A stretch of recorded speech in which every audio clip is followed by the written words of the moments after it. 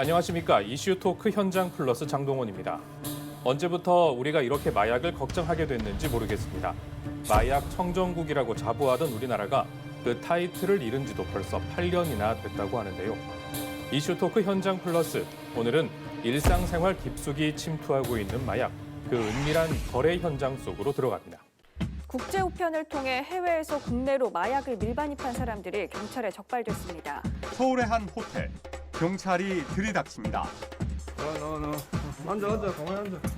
연예인이 선임할 수 있고 국내 이해가 있으면 먼저 보시면 신청을 하실 수 있습니다. 모르는 사람이 이제 사탕이나 간식 같은 걸 줬는데 그게 진짜 사탕이 아니라 마약일 수도 있다고 하더라고요. 술도 막 주고 하는 걸로 알고 있는데 그런 건 좀 걱정이 되지 않나.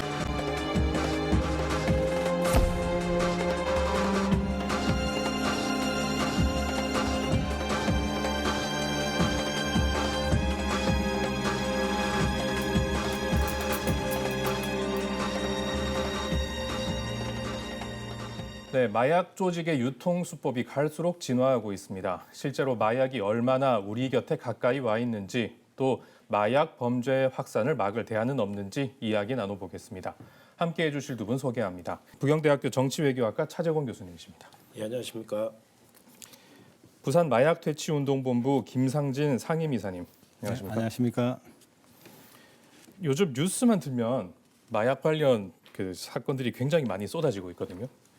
실제로 얼마나 많이 퍼져 있는지 또 얼마나 심각한지는 좀 한번 짚어봐야 될 것 같거든요. 어떻습니까? 좀 많이들 보셨죠? 네. 네.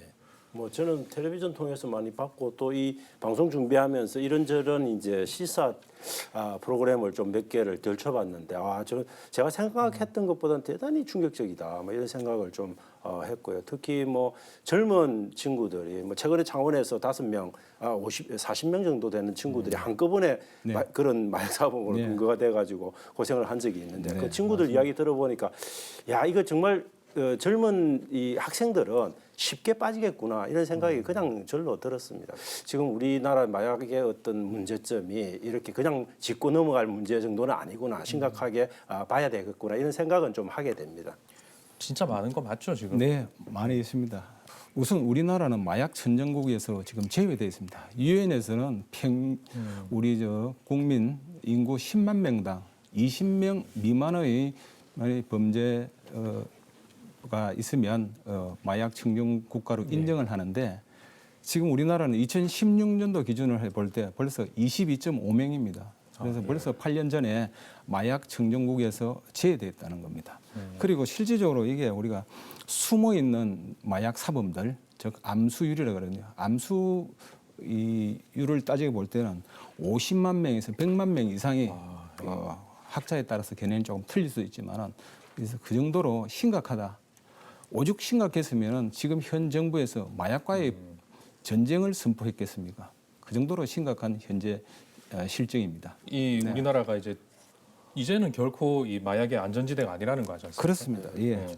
그렇다면 지난해에 검거된 마약 사범이 뭐 굉장히 좀 많이 늘어났다는 거겠죠. 예, 뭐 역대 최대라고 지금 이야기하는데 이때 역대라고 하는 거는 우리가 1989년부터 아마 마약 관련한 범죄 통계를 내기 시작했는데 그 범죄 통계 낸 이후로 최대인데 18,395명 정도 이렇게 잡혀 있는 거라고 봅니다. 그래서 이게 30년 이래 진짜 역대 최고치를 끊었기 때문에 우리나라가 더 이상 마약 청정국이 아닌 건 명백해 보입니다. 그리고 이 이제 증가율이 또 되게 높은 게 좀 문제가 되는데 지난해 대비해서도 거의 13.9% 증가한 걸로 나오고 2013년 그러니까 지금으로부터 10년 전과 비교하면 188% 정도 증가한 걸로 나옵니다. 이게 굉장히 큰 거죠. 그래서 그런 어떤 증가의 추세가 대단히 가파르다 이런 점에서도 저는 좀 주목해 봐야 되지 않을까 싶습니다. 그럼 이게 검거가 된 것들을 짚었다는 그렇습니다. 게 이거지 않습니까? 검찰이나 경찰에 단속된 수를 가지고 이렇게 우리가 따집니다. 단속자를 따지거든요.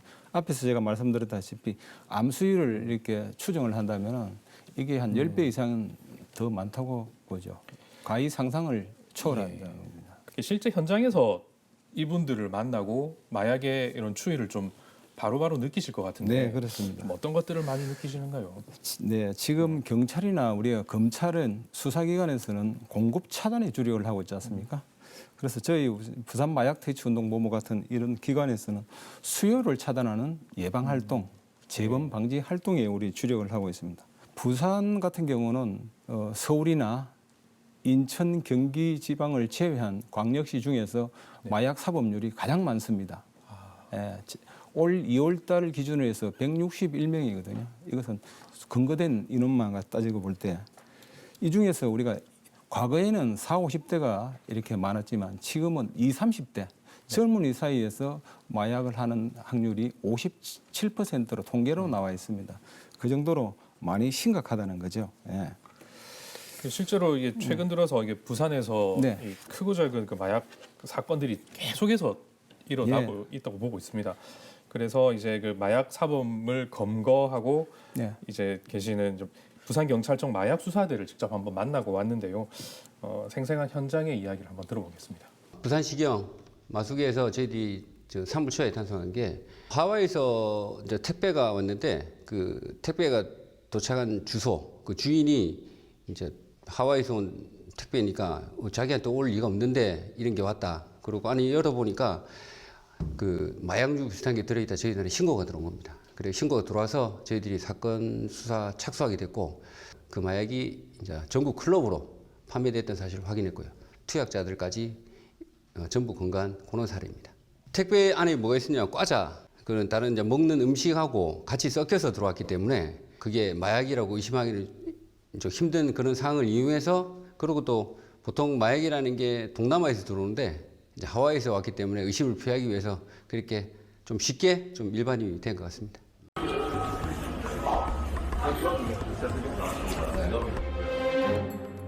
나 투표용장 발부되어 있습니다. 투표용장 내용은 마약 일반인까지 변호인을 참여하시고 변명의 기회가 있고 실수하고 기술가 없고 있습니다. 저희들이 판단하고 있는 거는 마약류가 국내에서 생산되는 경우는 거의 없고요. 대부분 해외에서 마약류가 들어온다는 걸 지금 판단하고 있고요. 그리고 거래 방식은 아까 말씀드린 온라인상으로 이루어지기 때문에 또 요즘은 이제 비대면 방식으로 던지기 수법. 그러니까 마약류를 갖다가 어디 숨겨놓고 숨겨놓은 그 마약을 찾아가라. 이제 코인이나 이제 돈을 주면 그 장소를 알려줘서 그 마약을 찾아가라. 이렇게 비대면 방식으로 해서 거래가 이루어진 게 대부분입니다.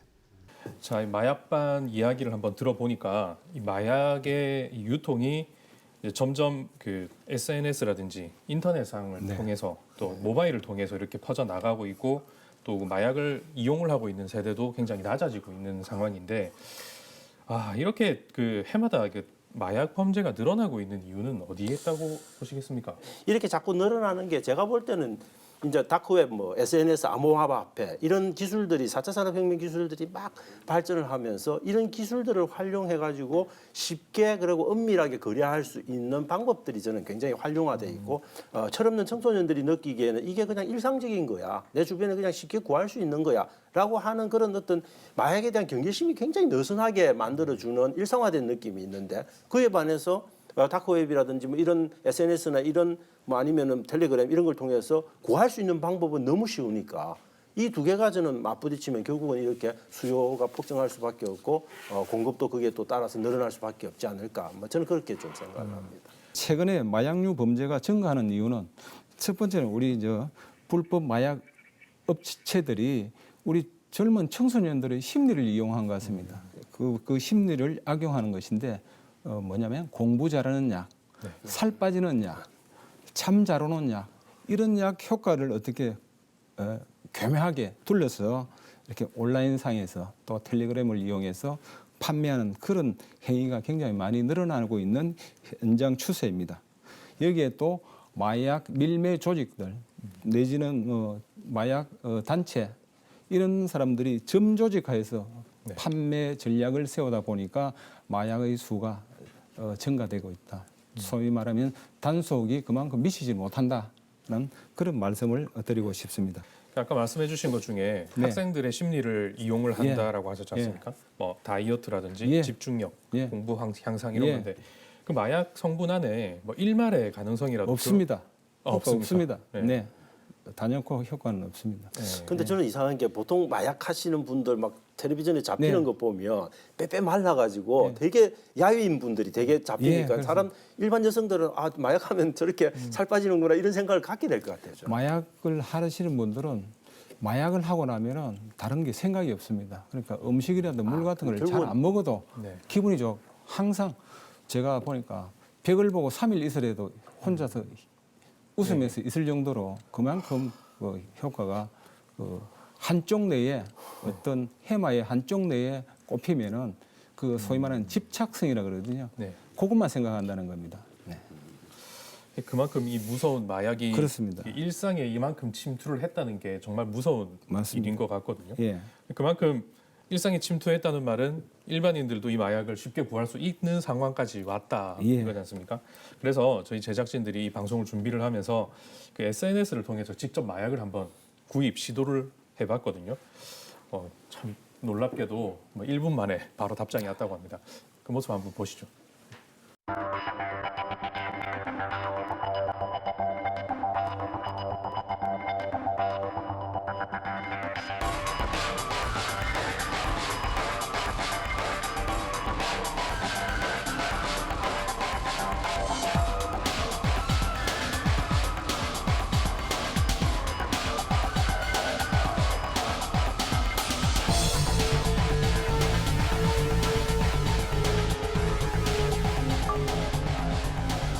예전에 저희들이 수사할 때는 대면 방식으로 이제 거래가 이루어졌는데 이제 시대가 바뀌면서 누구나 다 휴대폰을 들고 있고 그리고 또 인터넷이 되기 때문에 온라인상으로 마약 거래가 되는 게 지금 대부분이고요. 어떤 특정 단어를 사용해서 검색을 하다 보면 마약을 판매한다는 글이 자주 보이기 때문에 쉽게 구입할 수 있다고 말씀드릴 수 있겠는데 막상 그게 구매까지 이어지는 경우는 그렇게 흔하지는 않습니다. 왜냐하면 이제 그렇게 유도해서 돈만 받고 실제로는 마약을 판매하지 않는 그런 경우도 있고, 그리고 그런 사이트에 접속하고 하면 저희들이 이제 수사 대상이 될 수 있기 때문에 호기심으로라도 그렇게 접근해서 시도하는 게 좋지는 않을 겁니다. 예전에 마약을 거래를 한다는 거는 어떤 뭐 컴컴한 밤에 어디 항구 같은 데서 그렇죠. 뭐 컨테이너 네. 사이에서 이렇게 주고받고 막 했던 영화를 많이 봤는데 지금은 뭐 스마트폰으로까지 뭐 다 되네요. 이사님 어떻게 보셨습니까? 아, 네. 저는 이제 마약류 어떤 건절 예방 활동 분야에 제가 한 23년을 지금 여기에 관여를 하고 있는데 제가 그 당시에는 우리 신나나 본드 청소년들이 기껏 해봐야 신나나 본드 등 유해한 물질들을 이렇게 흡입하는 그런 행위에서 또 그 당시에는 또 뭐 인터넷이나 텔레그램을 이용해 한다는 소위 말하는 온라인에서 사고 판다는 것은 별로 그렇게 네. 상상을 못할 정도였는데 최근에는 지금 모든 것이 인터넷에서 우리 치밀하게 지능적으로 이루어지고 있기 때문에 차단하고 단속하는 그런 인력도 한계가 있지만은 학교나 가정이나 사회의 어떤 이런 사회에서의 뭐 무관심도 하나의 어떤 이 한 몫을 차지한다고 생각이 됩니다. 자 그러면 이제 네. 일반인들이 이렇게 많이 이 마약을 이용을 하고 있으면 이제 초범도 늘어날 것이고 또 아까 말씀 나눴다시피 네. 또 그 투약 연령대까지 낮아지고 있는 거지 않습니까? 뭐 어떤 통계를 좀 보고 오신 게 있는가요? 예. 뭐 연령별로 보면 20대, 30대 합하면 거의 57.2% 네. 엄청난 수치가 맞습니다. 잡혀 있고 이게 한 10년 전으로 시계를 돌리면 완전히 바뀌었다는 게 좀 확인이 되는 거고 특히 저는 되게 충격받았던 게 15세 미만이 41명 2022년 기준으로 41명이나 되고 그게 0.2%나 된다는 게 너무 놀랐어요. 너무 놀랐고 15세부터 19세까지 10대 또한 1.6% 정도 차지하고 있으니까 이게 15세부터 시작해가지고 한 30대까지 엄청난 거의 뭐 60% 정도에 육박하는 수치니까 저는 이거는 좀 심각하다. 그래서 이건 특단의 조치가 없으면 안 되겠다는 생각이 좀 듭니다. 예. 10대 때 이렇게 마약을 하게 되면 뭐 어떤 재활을 한다 손치더라도 그 젊은 20, 30대의 그 재활의 시간을 다 쏟아야 되는 거고 네, 앞으로의 그렇습니다. 미래가 굉장히 어두울 수밖에 없는 어둡습니다. 상황이죠. 예. 본인만 미래가 어두운 것이 아니고 그에 따른 가족들까지 모조리 그렇게 미래를 네. 예측하기 힘들 정도로 예. 암울한 가정이 될 수가 있습니다. 그럼 지금 말씀하셨다시피 이 네. 마약 사범들 굉장히 많이 만나 보셨을 것 같은데 네. 어떻습니까? 뭐 특별히 기억에 남는 분들이 좀 있으신가요? 며칠 전에 우리가 부산검찰청에서 기소유예자들을 우리가 네. 28시간씩 1인당 교육을 시키는데 그 20대 남자 20대 청년이죠. 일주일간 소위 말하면 열심히 강사들이 전문 강사들에 의해서 강의를 했는데 마지막 날 금요일 날 마지막 날 이제 강의 상태나 이런 것들을 설문을 봤는데 거기에다가 뭐라고 써놨냐면은 저는 마약하다 죽고 싶습니다. 28시간 그렇게 재범 교육을 시킨데도 불구하고 마약하다가 죽고 싶습니다. 그래서 한 번이 이렇게 이 친구도 처음 한 번이 친구의 권유로 들어갔다가 결론은 그 친구보다는 더 심하게 지금 마약의 중독의 그 위험성에 빠져 있습니다. 참 이게 이 정도 상황들이 벌어지고 있고 네. 사실 뭐 교수님도 아까 우리는 잘 모른다고 말씀만 하셨지만 이 마약이 우리는 뭐 안 하는 사람들은 잘 모르지만은 그렇죠. 이사님 네. 말씀처럼 뭐 저변에 엄청 깔려 있는 거거든요.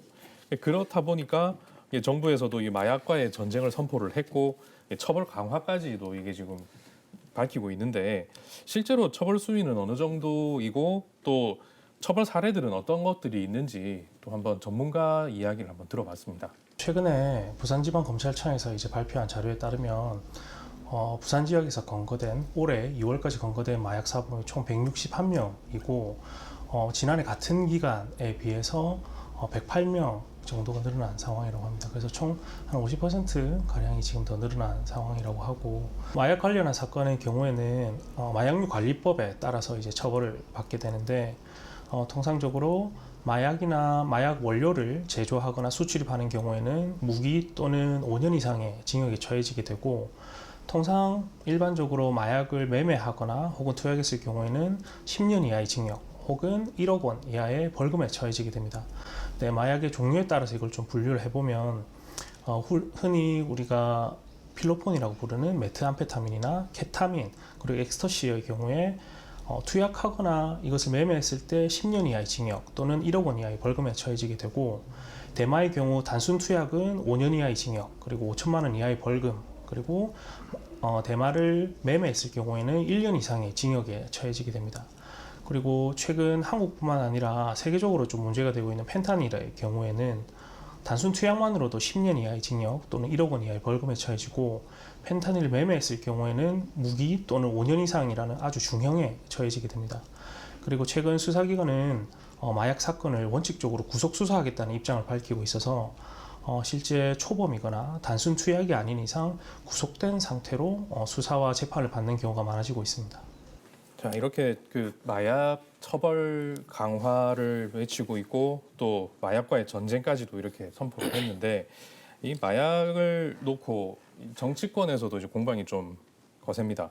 윤석열 정부가 들어서 가지고 한동훈 법무장관이 지명되고 그 이후에 이 마약 사범에 관한 이야기들이 이제 지속적으로 나오고 뭔가 사회적 아젠다로 이제 세팅되려고 하는 과정에서 여러 가지 민주당하고 국민의힘 사이에 제가 볼 때 이 문제를 두고 많은 논쟁이 있었고 그 논쟁의 중앙에 한동훈 법무부 장관이 있었다고 봅니다. 그래서 한동훈 법무부 장관의 핵심은 이제 민주당의 비판의 핵심은 왜 이 시기에 굳이 이게 필요하냐. 그리고 마약과의 전쟁이라고 하는 걸 선포할 정도로 심각한 상황이냐. 그래서 5년 새 5배 정도 증가한 건데 이게 정말 그렇게 심각한 거냐라고 하는 부분들. 그다음에 또 일부 뭐 저도 이제 확인해 봤는데 대검찰청 2023년 2월 동향 자료를 보면 1년 전과 비교하면 마약류 사범은 줄었어요, 오히려. 뭐 이런 것들 이제 일부 부분적인 그런 통계 자료들을 보면 통계상으로 보면 확실하게 전쟁을 선포할 수준까지는 아닌데 왜 이렇게 정말 한마디로 설치느냐라고 하는 문제 제기가 또 있는 거고 그다음에 이걸 가져가는 방법도 이게 무조건 때려잡는다고 해결될 문제는 아니지 않냐. 보다 근본적이고 사회 구조적인 문제들 그다음에 제도의 문제들 이런 것들을 조금 차근차근 준비해 나가는 게 옳은데 그건 무조건 때려잡는다고 되는 건 아니다. 그래서 이사님이 말씀하셨듯이 좀 수요를 차단하는 중심으로 좀 재활 중심으로 그렇게 가져가는 게 맞지 않냐. 뭐 이런 이야기들을 조금 하게 되는 거죠. 저는 이렇습니다. 검경 수사권이 지금 이렇게 조정이 제대로 되고 있지 않지 않습니까? 네. 이 사이에 우리 젊은이들은 마약의 환상에서 벗어나지 못하고 있습니다. 이 아까운 시간에 마약 사범들이 더군다나 20, 30대 지금 현재도 10대들까지 이렇게 마약에 많이 노출되어 있습니다. 정말로 이 검경이 대한민국의 미래를 생각한다면은 이거 싸움하지 말고 머리를 맞대고 빨리 정리를 해서 나머지 이 시간을 사회 악인 마약 근절에 특히 공급 차단을 주력하는 것이 맞다고 생각을 합니다.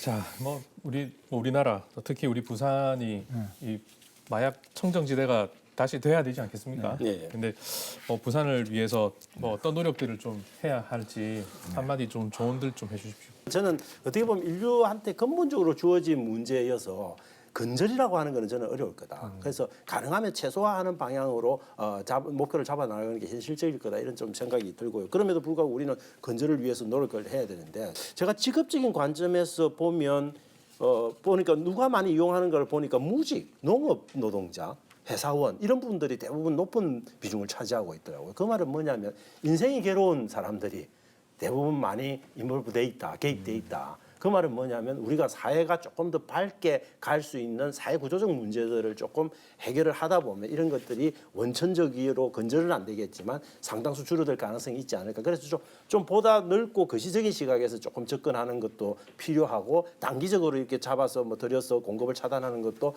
필요하지만 저는 좀 더 거시적인 시각에서 접근하려고 하는 노력이 좀 더 필요하지 않을까 그런 생각을 했습니다. 무엇보다도 우리가 마약의 폐해에 대한 인식이 지금 부족한 것 같습니다. 우리 국민들이 인식이 마약이 도대체 뭐냐?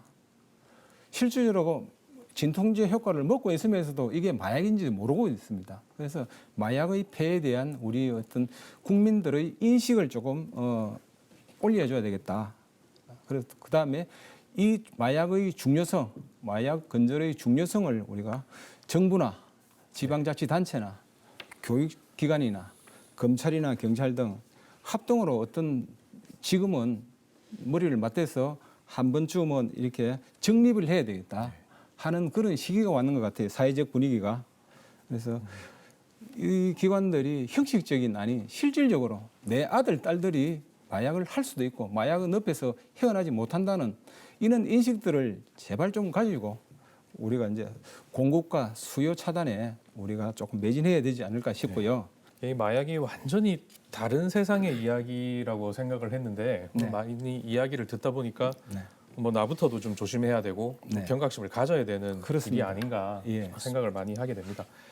참 이 정도로 우리 마약이 우리 일상에 깊숙이 침투했다는 게 참 충격이고요. 단속하고 처벌하는 그 단기적인 성과도 꼭 필요하겠지만 실질적이고 장기적인 대안이 더욱 절실하게 느껴집니다. 이슈토크 현장 플러스 오늘은 여기까지입니다.